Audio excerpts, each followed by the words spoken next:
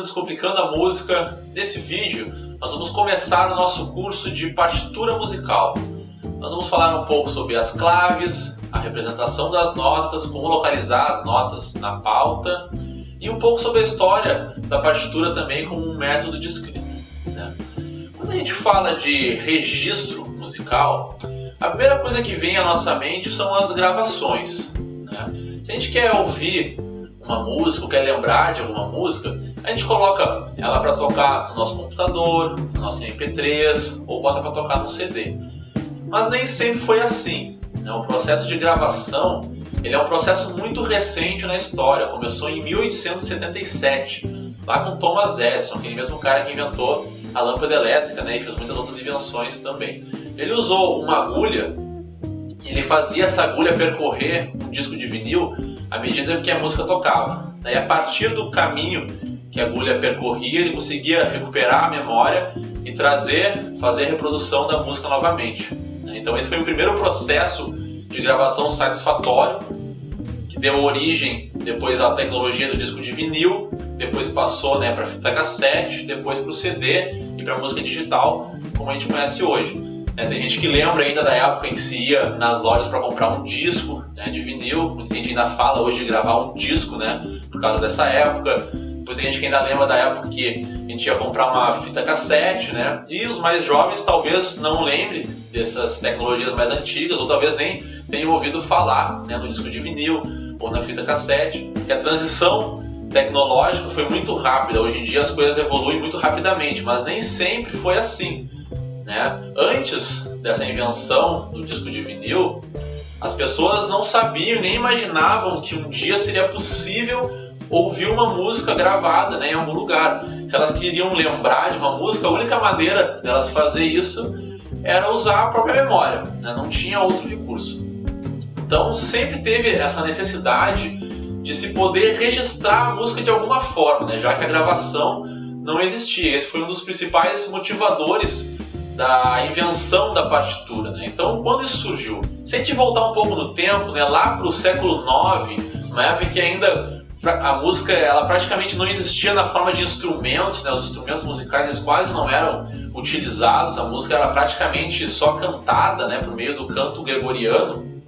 Nessa época, os cantores começaram a fazer alguns traços na letra da música, pontos, alguns símbolos assim bem arcaicos mesmo, para ajudar eles a lembrar, né, da música.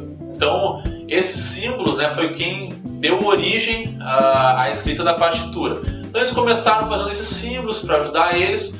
Aí só lá no século XIII, com a invenção do primeiro relógio na cidade de Londres, que começou-se, né, a pensar mais, se refletir mais sobre a questão do tempo.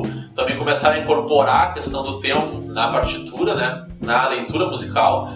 Então, por exemplo, um símbolo ele tinha a representação de que uma nota duraria o dobro de outra nota, ou metade do tempo, o triplo do tempo. Começou então essa notação do tempo, né, incorporar o tempo na música, e a partir disso a escrita ela foi evoluindo, se padronizando com o tempo, né, até chegar nesse modelo que a gente conhece hoje, que é um modelo universal de escrita, né, que se conhece no mundo todo. Então, o processo de aprendizagem da partitura, a gente pode comparar ele com o processo de alfabetização, né? Da mesma forma que a gente aprendeu a ler e escrever, a gente pode pensar em aprender a partitura. Por quê? Porque a escrita, né, nada mais é do que um registro de fonemas que são produzidos com a nossa voz, né? A gente fala palavras e registra essas palavras no papel. E a partitura é a mesma coisa, a gente registra os sons, né, que saem ou da nossa voz ou dos instrumentos no papel também. Então, se a gente pensar assim, em comparar, por exemplo, um jovem de 20 anos com uma criança de 9 anos que saiba ler e escrever, né, muito provavelmente o jovem vai ler muito mais rápido, com muito mais fluência do que a criança, simplesmente porque ele já leu muito mais coisas, escreveu muito mais ao longo da vida, né, do que a criança. Então isso faz com que a pessoa tenha uma velocidade, né, na leitura. Com a partitura é a mesma coisa. quanto mais você lê e praticar, mais rápido e mais fluente vai ficar a sua leitura. Então, se o seu objetivo é ler rapidamente, ter uma velocidade mesmo de resposta na leitura da partitura, na execução, isso vai demandar treino, bastante prática de exercícios, né? Nós vamos trabalhar aqui, passar exercícios com esse objetivo que você consiga atingir uma leitura rápida e fluente.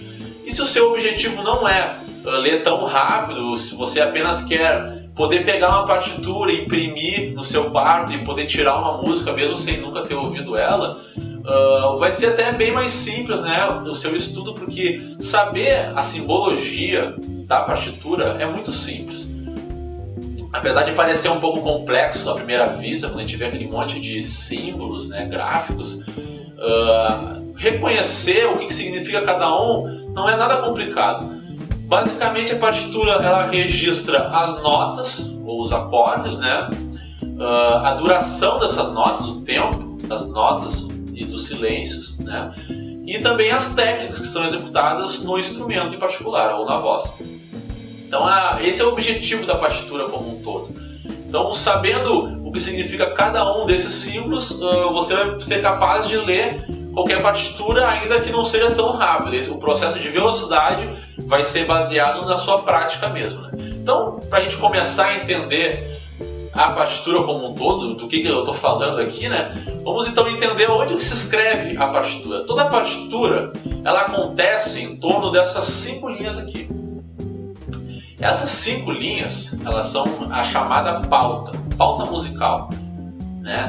Na pauta, cada linha representa uma nota diferente, né? E cada espaço entre uma linha e outra também representa uma nota.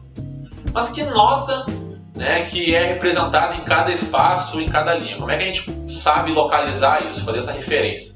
Isso vai depender da clave que vai ser utilizada, a clave musical. Por exemplo, eu posso estar falando da clave de Sol, que é uma clave bem conhecida, né? Você já deve ter visto esse símbolo aqui, é o símbolo da clave de Sol. O que a clave de Sol nos indica? Ela nos mostra a localização da nota Sol. Onde é que a nota Sol está localizada na partitura? Se a gente fosse escrever esse símbolo da clave, a gente começaria com aquele pontinho ali, né, para começar o desenho da clave. Aquele pontinho ali, naquela linha, é a nota Sol. Aquela linha é a referência da nota Sol. A partir dela, a gente vai encontrar todas as outras notas, tá? Partindo da sequência Dó, Ré, Mi, Fá, Sol, Lá, Si, né? A sequência é bem conhecida, você já deve saber de cor, né? Soletrar o Dó, Ré, Mi, Fá, Sol, Lá, Si. Como a gente está partindo do Sol, significa que a próxima nota vai ser Lá, depois o Si e assim por diante. Então, lembra que eu falei que cada espaço representava uma nota e cada linha representava uma nota também? Então, o espaço que está em cima ali da nota Sol, da linha, né, que representa a nota Sol, vai ser a nota Lá. Tá? Aquele espacinho ali representa a nota Lá. E a linha que está em cima da nota Lá, do espaço, né, da nota Lá, é a nota Si. Então eu podia pensar também, em vez de pensar de baixo para cima, como a gente fez aqui, pensar de cima para baixo, né? Na sequência Si, Lá, Sol, Fá, Mi, Ré, Dó, que a gente traz para frente, né? Então, continuando ali do Sol, que foi o nosso pontinho onde a gente começou, a nossa referência, né? Embaixo do Sol, ali naquele espaço, né, antes da próxima linha, vem o Fá, né? E a primeira linha ali é o Mi. Então, quem já pode reparar, né, que é importante saber de cor, né, salteado a sequência Dó, Ré, Mi, Fá, Sol, Lá, Si, e Si, Lá, Sol, Fá, Mi, Ré, Dó, né, a gente traz para frente também.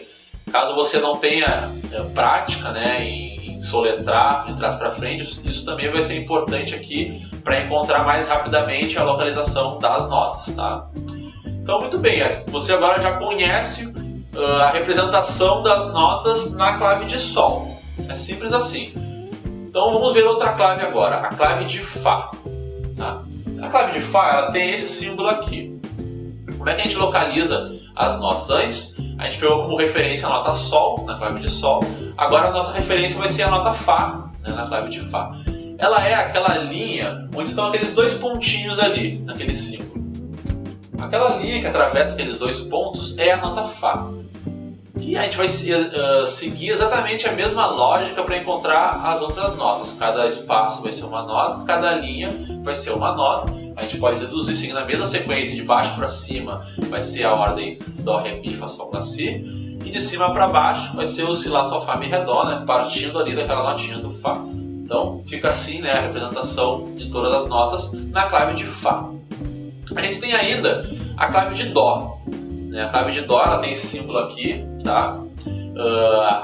Ela vai representar para nós, vai referenciar a nota Dó, que está bem no meio, né, daquele símbolo que parece um P, né? Bem no meio ali é a nota Dó, aquela linha. E as outras notas também a gente vai descobrir exatamente usando a mesma lógica que a gente já usou até aqui. Essa clave, ela tem uma peculiaridade, né, que ela pode aparecer também em outras linhas. Aqui ela apareceu na terceira linha, mas ela pode aparecer também na segunda linha, na quarta linha, dependendo do instrumento, né? Então é bom ter atenção para isso, tá? Além dessas três claves, a gente ainda tem uma outra clave, né, que é a chamada clave neutra. Essa clave neutra, ela tem esse símbolo aqui, e ela é chamada de neutra porque ela não representa notas, né? Ela é uma partitura, é uma clave, né, que é utilizada para instrumentos de percussão, como a bateria. Bom, se você achou difícil os símbolos, né, ficou preocupado, poxa, não vou conseguir desenhar esses símbolos, não tenho muito talento para o desenho, não se preocupe, né, que você não precisa ser um desenhista profissional para poder escrever partitura. A gente pode ver aqui, né, que grandes nomes da música não faziam desenhos muito bonitos, né, da clave de Sol. Então isso é uma prova de que a gente não precisa saber desenhar bem para ser um bom escritor, né, de música. Então desde que a gente saiba, né, conheça a localização das notas, a representação, isso já é mais do que suficiente, tá? Então talvez você esteja se perguntando, né, legal, conheci a localização das notas na pauta, em cada clave, mas como é que eu localizo essas notinhas aqui que a gente viu no instrumento? Talvez você toque piano, talvez toque violão, talvez você toque violino, toque flauta. E você quer saber como é que se localizam essas notas no seu instrumento, tá? Ou mais, talvez você esteja se perguntando por que existem claves diferentes, né? Por que a gente não trabalha só com uma mesma clave, né? Então isso tudo vai ser um assunto para a nossa próxima aula, tá? Então até lá!